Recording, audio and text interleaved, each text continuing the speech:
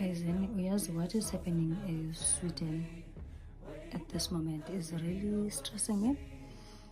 The anxiety because in South Africa, nathi siyaya kulaa nto. South African abantu abaninzi from different countries bazenzela unothanda, like there's a lot eyenzekayo country yethu, which is we are aware and also our government is aware. But see, generation ethetha behind the social networks, and I cannot afford to lose my life because of visitors of politics. But one day we'll wake up nathi sifana neSweden.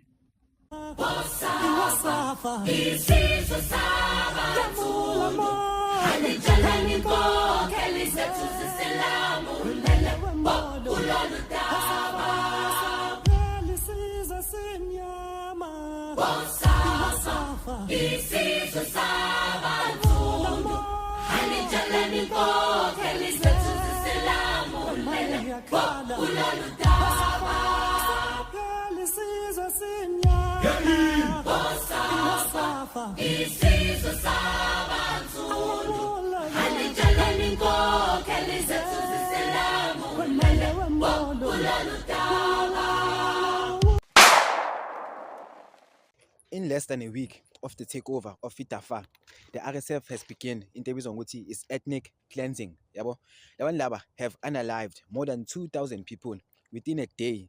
More than 2,000 people have lost their lives. Young Laban Laba have been entering. Firstly, they've been bombing hospitals. Wonke hospital ase Tafa, and recently, just yesterday, bangene in one of the hospitals at Tafa, and they began unaliving patients. 460 yabantu lost their lives. Yabo, in ethnic cleansing. Yabo, laban laba are targeting unarmed civilians. Laban laba are targeting abantwana. Laban laba are targeting ladies, and laban laba also targeting men. Yabo, so no one is safe. So the RSF, as we know, it is backed by EUAE. Yabo, but not only EUAE is the main player. Yabo, EUAE has been receiving IPAM not only from a USA, but even from a China, even from a China. They are said that even Wagner forces lapaya on the ground, yabo, meaning even Russia nayo inesandla lapaya. Who have dooms awasho ukuthi black men, you are on your own. Yabo, black men, you are on your own, and it is reality. So we know Laba, they're doing this for gold, yes. We know Laba, they're doing this thing for land, yabo, yes.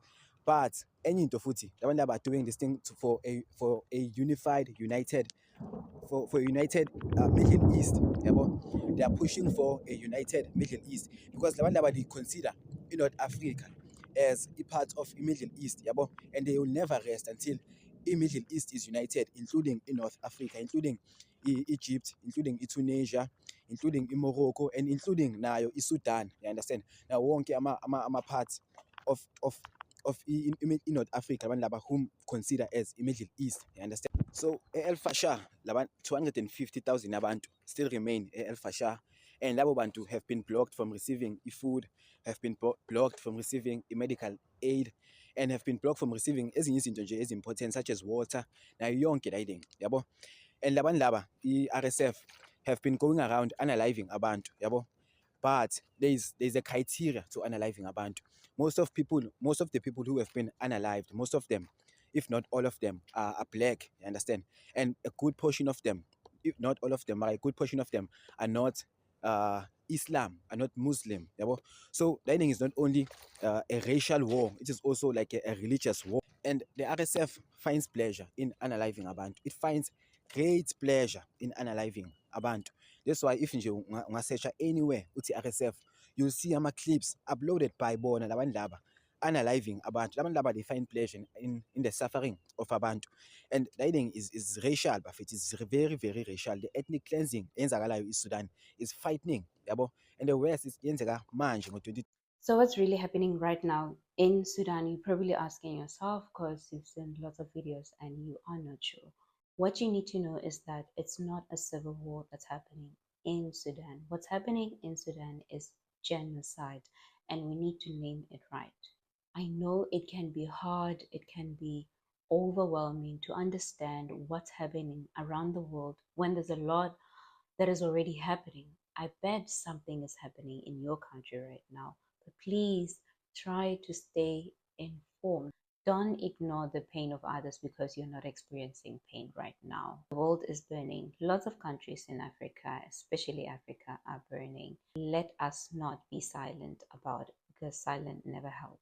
So here's a brief explanation. I will try because this is based on the research that I did. So Since April 2023, there's been two groups that have been fighting each other over the control of the country, Sudan.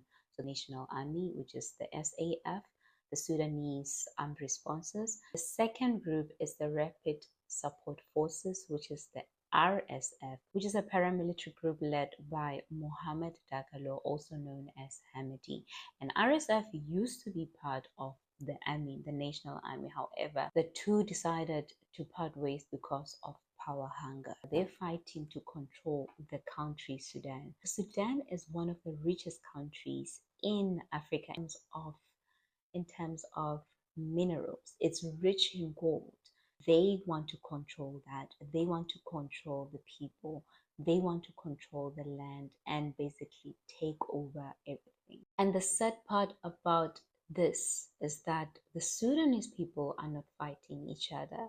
It's these groups and countries that are rich, people that are rich, the wealthy, I wouldn't even say rich, the wealthiest, the greediest, those that have power inside Sudan and mostly outside of Sudan.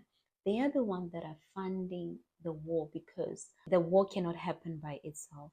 It needs funding. You need to fund the war with weapons, with money, with influence. And unfortunately, civilians are the ones that are paying the price. Families have been killed, women have been raped. There are so many horrific stories, including a 1-year-old that's been raped, killed, a woman that was hung by her elbow, and the person that was doing that filmed everything.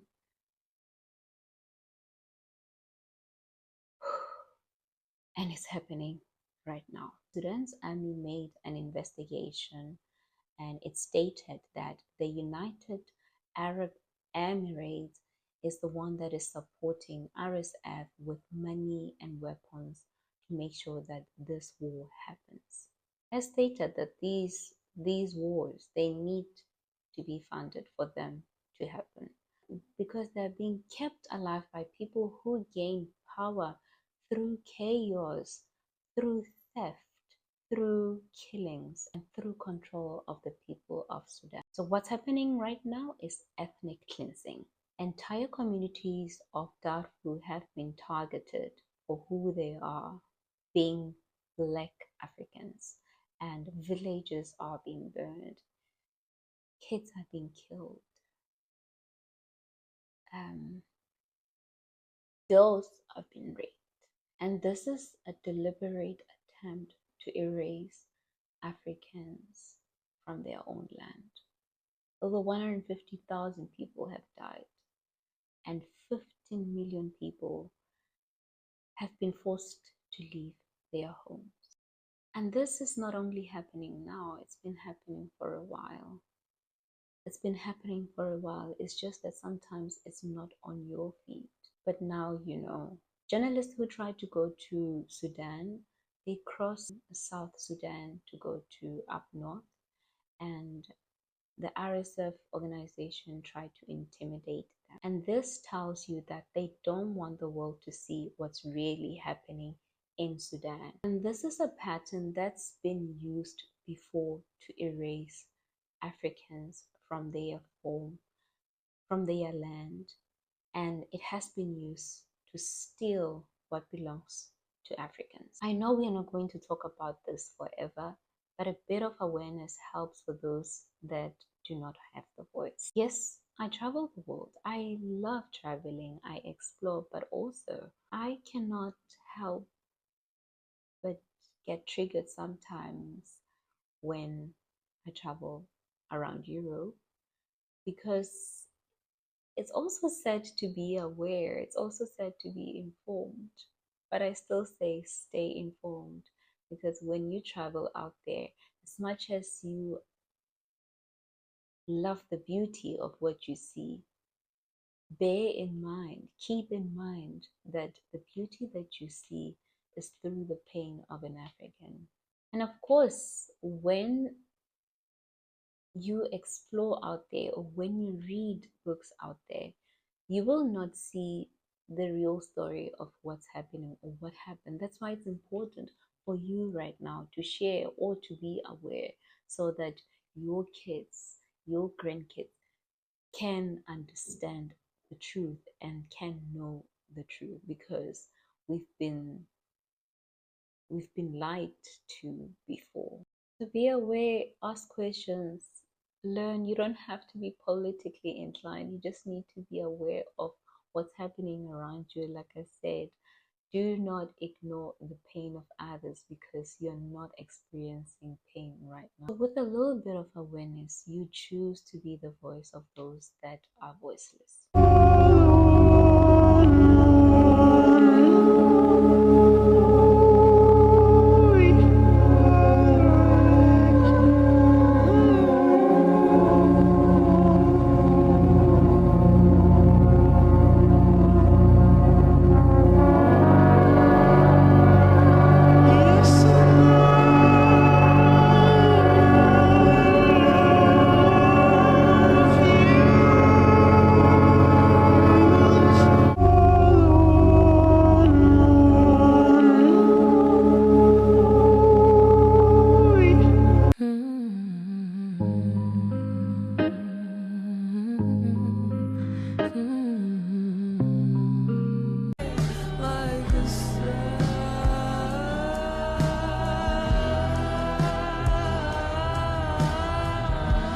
What is the war in Sudan about? The war in Sudan is driven by power struggle between former friends. This war has nothing to do with the Sudanese people. Over 10,000 Sudanese people have been killed. Over 6 million have been displaced, and over 19 million children are out of school. How did it start? Over 30 years of rule by Omar al-Bashir. In April 2019, the public was fed up and began protesting for his removal. His long-term friends, General Abdel Fattah al-Burhan, who is in charge of the state army, and General Mohammed Hamdan Dagalo, also known as Hemiti, who is in charge of his own paramilitary group known as the RSF, came together and removed their friend Omar al-Bashir from office. Together, General Fattah and Hemiti took over government, replacing it with the Transitional Military Council, or the TMC. General Fattah became the president and Hemiti became his deputy. But the protesters did not stop. The Sudanese people continued to protest, demanding for a democratic government and not the military. Instead, the army attacked, killing over 100 civilians in what became known today as the Khartoum massacre. The people did not stop. They kept on protesting, shut down the country until the Transitional Military Council decided to share power with the Force of Freedom and Change, or the FFC, a movement that represented the protesters. They agreed to share power for 39 months in preparation for democratic elections. Closer to the elections, General Fattah decided to dissolve the agreement, pushing out everyone from the FFC, taking all power to himself, and Hemiti still as his deputy. So how does the war begin? Remember, General Fattah has the state army and Hemiti has his own army, the RSF. As a way of trying to consolidate power, General Fattah puts up a proposal for Hemiti to hand over his paramilitary and incorporate it with the state army. Hemiti refused, and overnight, the state army and the RSF went to war with each other, killing over 9,000 Sudanese people, displacing over 6 million. This war is between Fattah and Hemiti, but civilians, innocent civilians, are being killed, and they have nothing to do with this war. Done. Yebo.